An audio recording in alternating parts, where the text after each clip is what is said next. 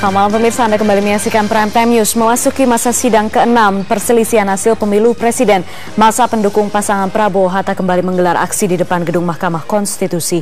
Kali ini giliran masa yang mengatasnamakan Gardu Merah Putih yang menggelar aksi dan orasi di depan gedung MK.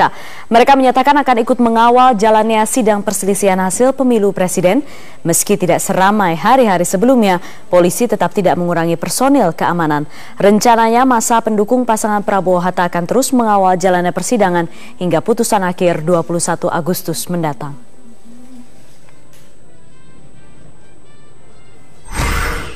Pemirsa, tak semua demonstran tulus menyampaikan aspirasi. Iming-iming materi menjadi daya tarik bagi mereka yang meramaikan unjuk rasa dan mengaku menjadi demonstran, termasuk sebagian orang di sekitar gedung MK, tempat di mana sidang sengketa Pilpres digelar. Berikut penelusuran tim Metro TV.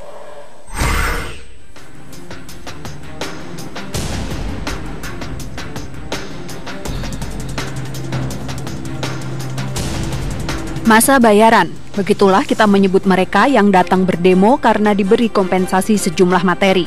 Tipe masa seperti ini bukanlah hal aneh dalam aksi menyampaikan aspirasi di negeri ini. Demi mengejar kuantitas peserta, segala upaya dikerahkan termasuk dengan membayar peserta demo. Setidaknya, itu juga yang ditemui tim Metro TV dalam demonstrasi mendukung gugatan hasil pemilihan presiden di depan gedung Mahkamah Konstitusi. Lihatlah rombongan ibu-ibu ini, mereka tampak canggung di antara ratusan pendukung Prabowo Hatta yang berdemo di depan gedung MK. Di tengah menggebunya para orator membakar semangat massa, ekspresi mereka pun datar, hanya sesekali bernyanyi dan mengikuti perintah orator atau korlap, tanpa antusiasme layaknya orang-orang yang sedang memperjuangkan hak-hak politiknya sebagai warga negara. Suruh ngikut, suruh nyediain orang-orangnya gitu.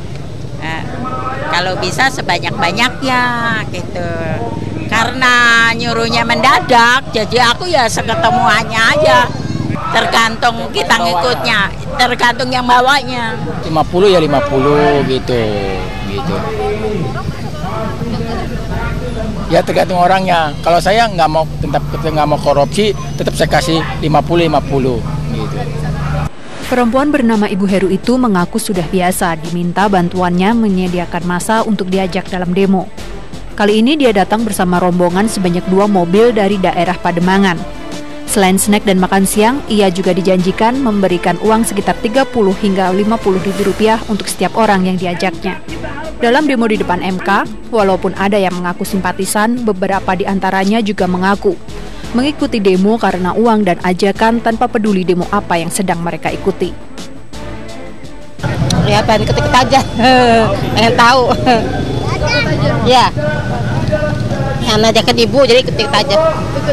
Belum, lagi sih duit tepatnya sih.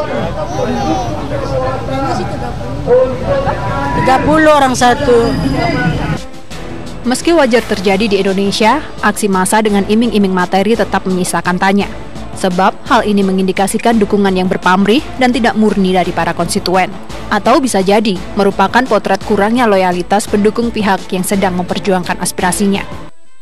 Yang jelas, kita meminta simpul-simpul relawan kita yang ada, ya, yang mendeklarasikan dukungan kepada Pak Prabowo dan Pak Hatta Rajasa untuk menghadiri acara gerakan moral kita ini. Kalau dibilang bayaran ya, yang pasti panitia itu hanya menyediakan makan siang ya Mbak. Itu yang biasa kita sediakan, adalah makan siang. Masa sih kita mengundang relawan datang dari pagi sampai sore makan siang nggak kita siapkan. Itu yang kita siapkan. Jadi kalau ada isu-isu masa bayaran itu memang fitnah yang luar biasa sekali. Dalam survei LSI yang dirilis pekan lalu, elektabilitas Prabowo Hatta hanya mencapai 30,39%. Padahal sebelum Pilpres digelar, elektabilitas Prabowo Hatta sempat meroket mencapai 44,2%. Nyaris seimbang dengan pasangan Jokowi dan Yusuf Kala. Saya di kubu Prabowo, ini memang lebih banyak pemilih Prabowo kemarin itu merasa kecewa dan memberikan persepsi negatif kepada pasangan Prabowo Hatta karena dinilai tidak tidak legowo untuk menerima hasil keputusan KPU. Karena tipikal dari pemilih Prabowo Hatta ini memang berasal dari kalangan berpendidikan tinggi dan juga dari masyarakat perkotaan. Jadi tipikal dua pemilih ini memang lebih cenderung untuk mudah sekali mengalihkan dukungannya, atau boleh kita bilang pemilih yang ragu-ragu seperti itu. Pemilih Prabowo Hatta sebagian besar adalah pemilih rasional dan kalangan menengah.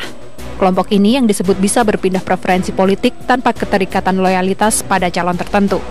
Naiknya kepopuleran Prabowo Hatta juga disebut tidak terlepas dari pembentukan image dan penggunaan jargon serta simbol nasionalisme menjelang pemilihan presiden.